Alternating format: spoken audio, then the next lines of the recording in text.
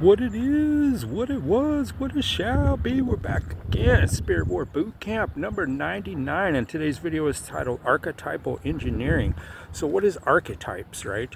So we see this prefix ARCH quite a lot. Archetypical, architecture, archaeology. Generally it means something ancient, archaic, if you will. So now what is an archetype? Well, a type, obviously, we refer to that like a typewriter, right? It's something like every T looks the same, right? So there's a type of a T, right? There's a stereotype and there's an archetype, right? So archetypes are really old patterns. So like you could think about the dying and rising god as an archetype, right? So that fulfills like Dionysus, probably like, Osiris, Dionysus, Jesus, Odin. There's various gods that go into a death trip for a moment, right? I'm not going to get into that too much. I'm just trying to give an example of what an archetype is. So like you could think of something like, the action hero. Okay, that's a good example of an archetype because there's a lot of variability within the action hero, but the action hero generally has to do certain things to fulfill the type, right? To fulfill the pattern, if you will. So a lot of people know what archetypes is, but some don't. So I just thought I would explain it a little bit. So now if we look at that, what is archetypal engineering? So this is where we get into stuff of how governments and cultures and private individuals, to whatever extent of their capacity, attempts to use this process of typing and archetypes to steer the narrative and to control reality, okay? To give everyone a role model, for instance. So now, of course, any of my co-fans of Tex Magi Dude and other similar creators know about the Mithraic archetype, and how a lot of us argue that this is the basis behind Christianity, for instance. And I would say there's a lot of good evidence to support that. But let's just say that whatever religion it is and whatever region of the world it is, the elites of that world, whether they be merchants or warlords or whatever it is they are, they're going to try and use archetypal engineering to control and steer society, right? I always give the example of the Roman collegia, right? So in ancient Rome, it's almost like a frat. It's very, very fucking similar to that, right? So like all the kids, like if we were to look at it now, like let's say like, Pete Hegseth's kids and Trump's kids and, whoever, different generals from different time periods, you could talk about, all these different guys from back in the Vietnam era, back in the Revolutionary era, right? There's a certain caste within American society of generals and warlords, and there's probably like a separate caste of bankers that bankroll the warlords, and then there's like a caste of the mentats, right? the tech weirdos and autistic people that build all the weaponry for the war bros, the tech bros, the war bros, the shekel bros. Sometimes they all combine and fuse into this really incestuous ball of fuckery, and that's kind of what we have now. But how are they there? Right? They are there because they mastered the art of archetypal engineering. Like me, I'm a Gen X 1974 born, right? So we had G.I. Joe, right? In fact, almost all the toys in my era were conflict, war-based. All the Star Wars, yeah, they got a lightsaber. Han Solo still got a blaster pistol. They're fighting. They're mercs, basically. They're mercs. And so the idea is that these frats, right, or the Roman collegia or whatever have you, they start inculcating the parents and the kids from the earliest time. So their whole life has been subject to this conditioning to grow up and be in the war frat bros, right? If you think about it in such a way.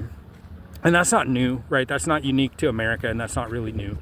Right? So the general concept of the Spirit War series is to kind of bring people to awareness of these things, of non-material realms of combat, right? The ideological domain, the cultural domain, the propaganda domain, and so on. And an important part of that is understanding archetypal engineering and how archetypes like G.I. Joe or, Rambo or what have you. There's a million different examples. In my dad's era, they had Audie Murphy, right? Famous war hero, and so on. Even my generation, we had kind of Pat Tillman too. He was on the tail end, right? Pat Tillman was a war hero, you know what I mean? So and how that gets presented change from time to time. And like I said, with my generation, we, before Iraq War or any of that, 9/11, any of that, even Desert Storm, before any of that kicked off, for decades we had already had movies about the crazy Arab terrorists. Even Back to the Future features that as a key element.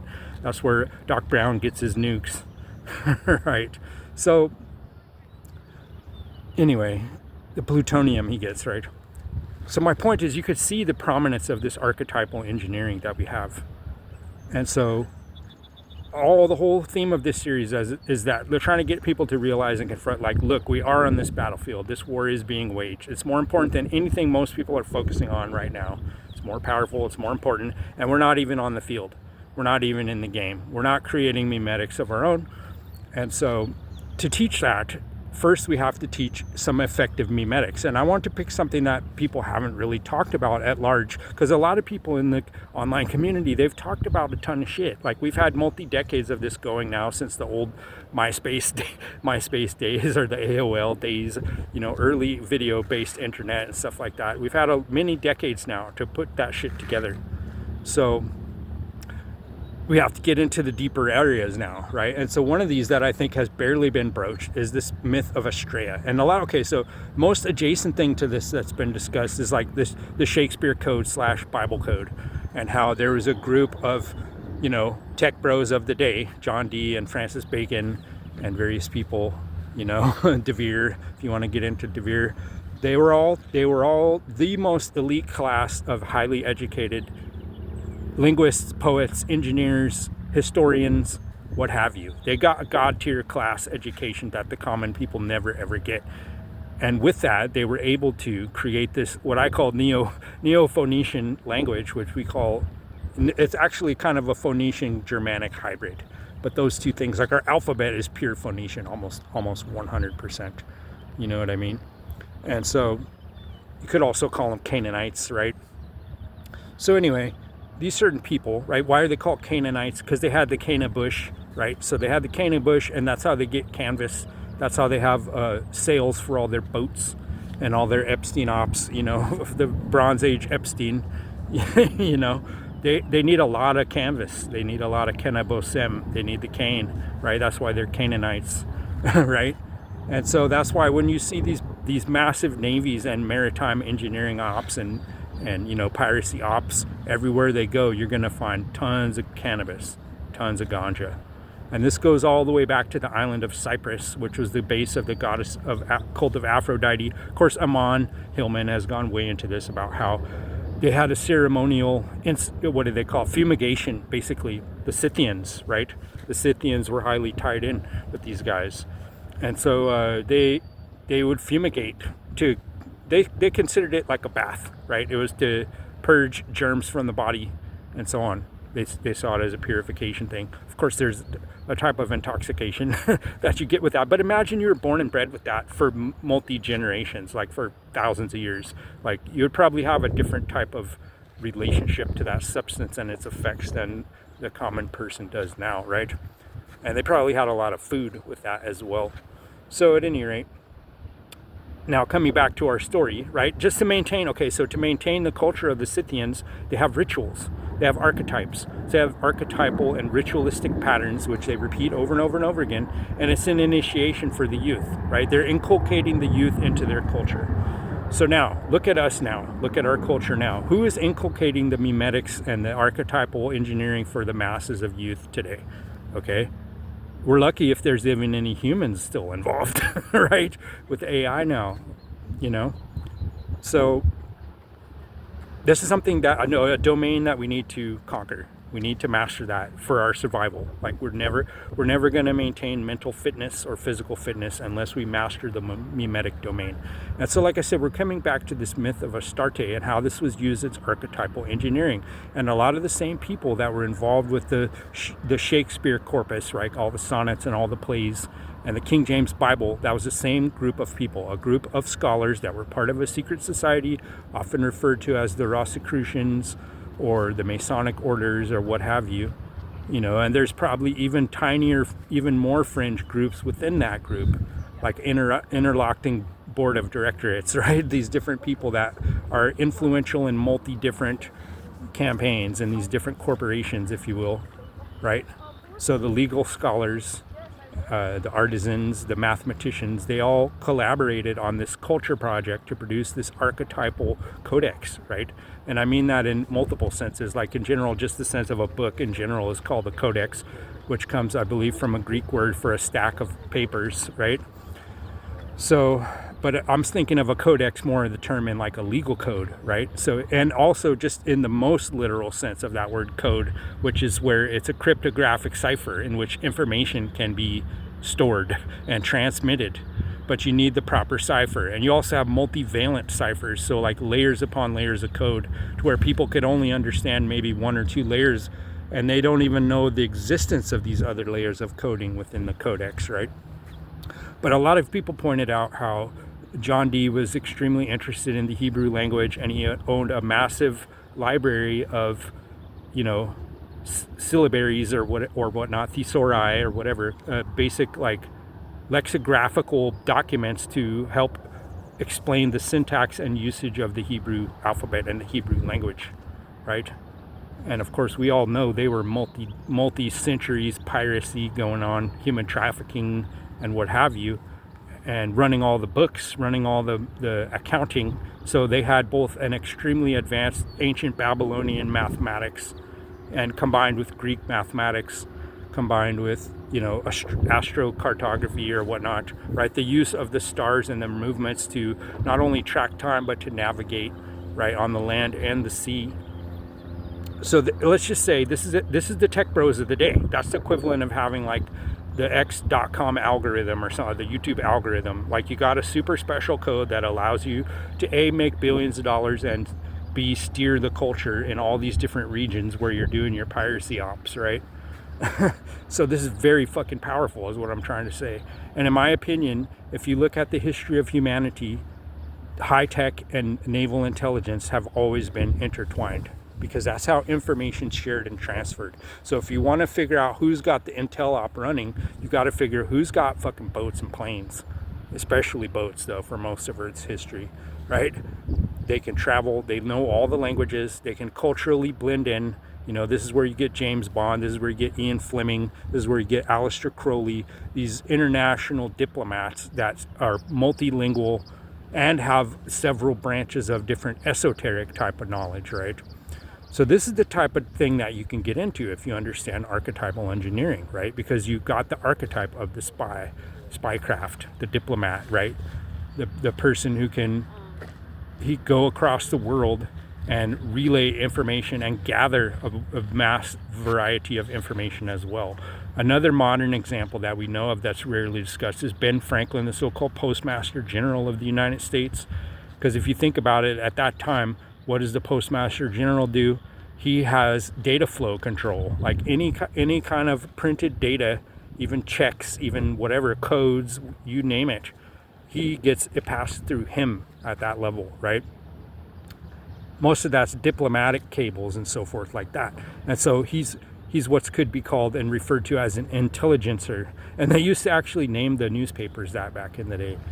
And anyway, so you can understand how we're not taught and told as much about this as may have been the case in previous times. But like, okay, let's say Ben Franklin, you know, Thomas Jefferson and so on, they're all Masonic or Masonic adjacent at best, right? And they also had these little code wheels, right? These little cryptographic cipher wheels and different types of what we would consider low-tech devices to allow the uses of extremely complicated cryptographic codes, right? And so like I'm trying to get across how this confers incredible power that the masses are excluded from in general. So what did they do with that power? Well, like I said, they crafted all the works of Shakespeare. They crafted what we're calling the King James Bible. So these are extremely influential documents and polyvalent coding systems, right, that encode not only mathematics. I could go on, and you know, Brian Greene and all those guys have already talked about pi a lot, and you know, a lot of people that I've heard have talked about Crowley and how Crowley was obsessed with fucking pi, and he had it memorized to like tons and tons of digits. And a lot of people don't know he was a mathematic savant and so on like that. That's why they call him Le Chiffre in the James Bond books, right, the number.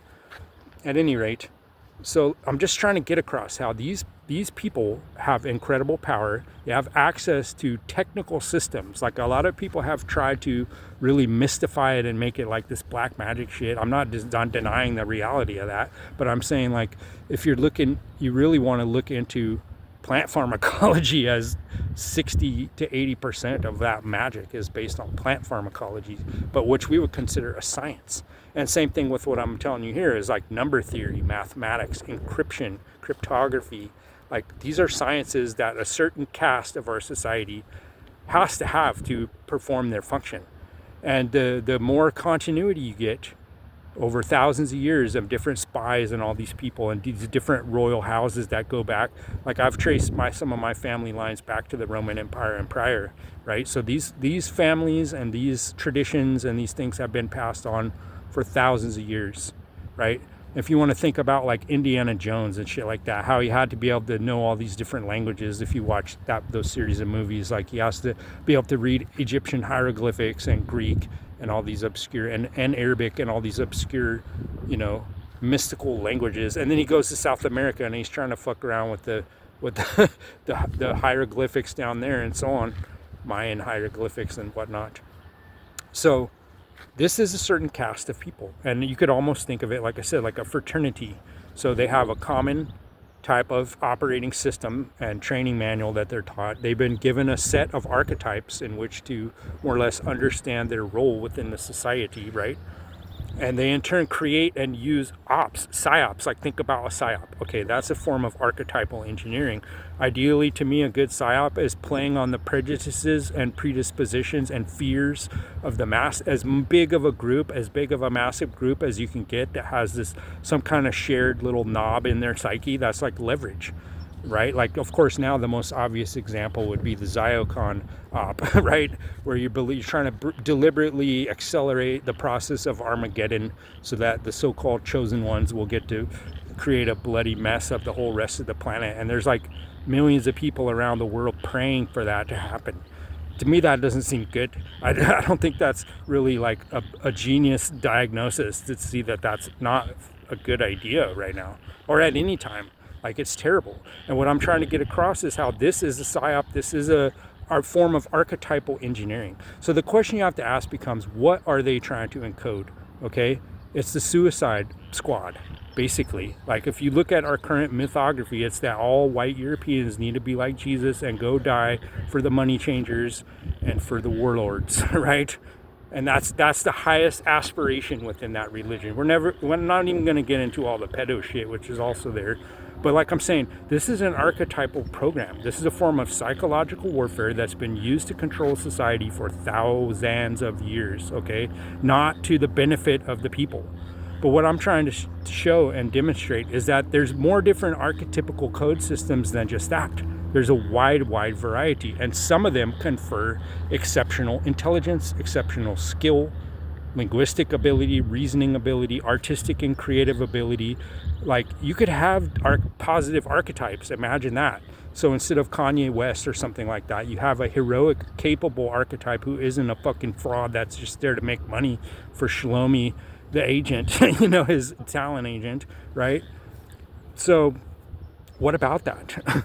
So if you think in those terms, then you want to say, well, what's an example? What can we build on? What can we use as raw material? Or best yet, okay, this is what I think one of the unique contributions that I brought to this field is the idea of judo flipping the enemy's memes, right? So you take the memes that are destroying the world now, because you're never going to disenchant people of those memes. That takes like an incredible amount of force and time to accomplish that, to steer the culture. If you imagine it like a giant Titanic or something, you can't just 180 U-turn the Titanic in 2 minutes or something. Like, it takes hours to accomplish that because of the mass and size. And the same true of the human psyche and so-called noosphere.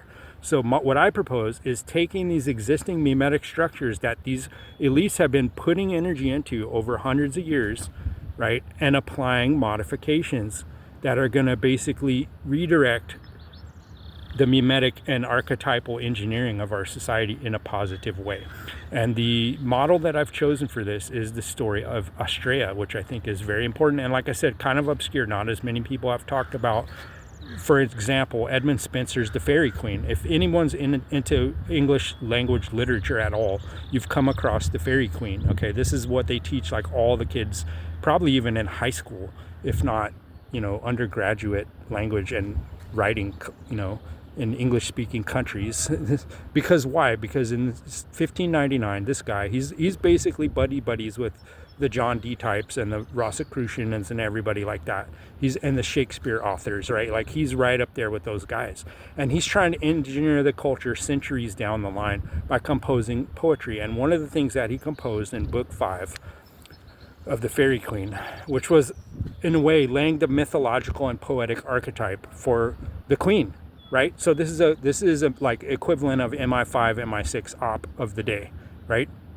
But it's undertaken by these people that are not only literate, but they are familiar with the classical literature, poetry, and plays going back to ancient Greece and so on, as well as other sources. So they have a shared body of knowledge and a shared body of archetypal engineering blueprints, if you will, that they're working with. And one of those is Astraea. And this goes all the way back to the days of Virgil and so on like that. It goes back even more centuries back into the past. So in essence, they're doing what I'm saying. They're taking an archetype that's already been created for them. It's pre-made. It's like a template, if you will. And they're just modifying it and upgrading it for their time period. And so what they tell the story of the starry maiden Astraea, who's the son of the star god and the dawn, the morning dawn, right? She's their offspring. And she was the last of the immortals of the golden age to remain on earth to try and act as a benefactor and a mentor for humanity, okay? And what was she teaching them? She was trying to teach them the godly way of the golden age, the way to preserve this bucolic pastoral civilization where nobody has to work and be a slave, okay? Now, interestingly, this is one of the topics that I want to broach today, is dealing with how in the Fairy Queen, right, you have this it's called the Iron Man. They refer to it as the Iron Man. So what is the Iron Man? Well, that's like a robot, right? But also it's a typical specimen. The John Q. Public of the Iron Age would be considered Iron Man. So what is the Iron Age all about? Well, if you think about Mars, the planet Mars, of course, iron always being associated with Mars in classical alchemy, that's the war god. So, and of course, iron is the metal that you want weapons of at these ancient times. Like it's tougher than bronze, it's tougher than, whatever. It's the toughest, but it's also the heaviest and the densest, right? And so, but it also tells you that the Iron Age is all about building weapons to make humanity fight each other. So that's Iron Age technology. And Iron Age is very powerful because, like, if you're talking about them coming on some Chalcolithic Copper Age civilization, they're going to beat the crap out of them because none of their shields will be able to block the iron, if you will, or the spears or whatnot made of iron. They're tougher, they're more dense, they're heavier, right? And they're more durable, if you will. So this is important. It's a technological era that they're existing within, right? And so just as there's Astraea, like Athena maybe would be the counterpart for the Iron Age because she teaches war and strategy like that. But Astraea has I feel, in my opinion, she has a different type of technology. So what does this technology consist of? Well, she's often associated with a couple things. In the Greek, we have Dike, right? The personification, the female personification of justice, right? This is where we get the sign of Libra and the justice card in the tarot, right? So then we have Nemesis, which is very similar, right? Nemesis, though, is what's considered like retributive justice. So it's like a dramatic form of justice that's intended to restore balance to the world and to make basically hold wrongdoers and evildoers to account, but to do so in a balanced way, like not over the top, not some totalitarian, Palantir death cult for all the goy. Like we're talking about something that's actually kind of more balanced. It creates a balanced end result. It's not trying to create an imbalance and slaughter and genocide one group of goyim non-chosen ones, right? It's not trying to exterminate them in whole, right? It's trying to restore balance for all the entire ecosystem, not even just humans, sea creatures, birds, all the life forms can be restored to balance with this divine retributive justice, which is going to restore harmony. So at any rate, another way of thinking about the Golden Age, so it's often associated with the god Saturn and the planet Saturn, or Chronos in Greek. So often this, it's the personification of time, obviously. But what does Kronos and Saturn represent? It represents extreme discipline, right? So if we want to restore balance to society and we want to create a golden age, everybody has to participate. They have to cooperate in sustaining the balance and harmony of the society by personally adopting extreme self-discipline, the Saturnian discipline. And I think we're living in the opposite of that right now, because it's all about having zero discipline, making all the bots do your work for you, making them write your videos and your term papers and pass the bar exam for you, right? It's anti-Saturnianism. It's Saturnine in the sense that it's concentrating all the wealth to a tiny few, right? That's kind of Saturnine. It's a contraction of wealth, right? But in this type of golden age Saturnine, if you look at the two signs of like Capricorn and Aquarius, that's giving you the two sides of Saturn, right? So the one side is this top-down hierarchy of extreme, that's where the Saturnian force is externalized, right? In a centralized command. But Aquarius, by the other hand, I'm going to argue is where that Saturnian force is distributed evenly amongst the population. What does that mean? That means the same focus, the same attention, the same careful planning, the same diplomacy that all our governments are doing now for us, and arguably a lot of it is not in a way that's truly of benefit to the society as a whole and the individuals, right? So how do we get rid of that? Well, we have to equally distribute the Saturnine force to everyone. So we all have to have self-discipline, careful planning, extreme focus and extreme commitment to the objectives, right? And so we have to have a decentral. And so Edmund Spencer, for instance, he tries to demonstrate this archetypally and construct this with the idea of the righteous knight, kind of the chivalric type of like Holy Grail, Sir Galahad type, like this virtuous knight who's highly, highly trained. But not only that, he's like a holy knight. So he's like a spiritual knight and a military knight. So his whole purpose for combat or for engagement is on a spiritual domain, right? And so he has to undergo extreme asceticism and training and to renounce the pleasures of the world in order to have the extreme focus and commitment necessary and the correct mindset, the imperturbable mindset, very Saturnine, right? Like imperturbable mindset of total commitment. These are things that this virtuous knight has to learn. And his teacher is number one, Astraea, the star woman, as well as, this Iron Man, supposedly modeled on Talus from the ancient Greek myths, who was kind of like a bronze man or a golden man in reality. But anyway, it's like a mechanical device, if you will, that basically acts as a regulator of the system. And if it's like, he's trying to control the chaos monkey of the world's matrix code, right, if you will. I don't know if anyone's coders is familiar with the concept of a chaos monkey, but essentially it's something that's just roaming around, deliberately wreaking havoc within the system to as like a stress test, if you will. But you also need a counteracting force, and also like if you think about a DDoS attack or something like that, cybersecurity, right? So you need some kind of force in there, a processor that's more or less automated, that is able to repel and defend and heal any kind of data breach that's going on. So he's in there more or less, maintaining the system. He's like a cybersecurity daemon, if you will. He's a cybersecurity processor that's going through and sustaining the integrity of the system. But like I said, there's two ways this thing can go. There's the extreme Capricornian Saturn, where you have these out of control police force, right? You have like military police or whatnot, or killer robots and drones, whatever like that. So again, it's externalizing the Saturnian force so that the masses, the consumers, right, the goy cattle, they just need to feed on the grass, right? They don't want them to really know how to defend themselves or the concept of, sovereignty or anything, or self-protection, self-preservation, and so on. They don't want them to have any kind of concepts like that. So they localize all that protection faculty within a tiny controlled cabal of people that are probably in some type of fraternal order or something like that. They want that all centralized like that. So if we want out of that, right, we have to create for ourselves this archetype. And I'm not saying that this is a perfect example, right? But I'm saying maybe this is a starting point for us to, as a condensation nuclei for our archetypical engineering, right? This idea of the transcendent teacher, who is teaching based on justice and an elevated golden age concept of a radical reorganization of society in such a way that is going to produce, health, longevity, and a lack of strife and conflict due to good organization and good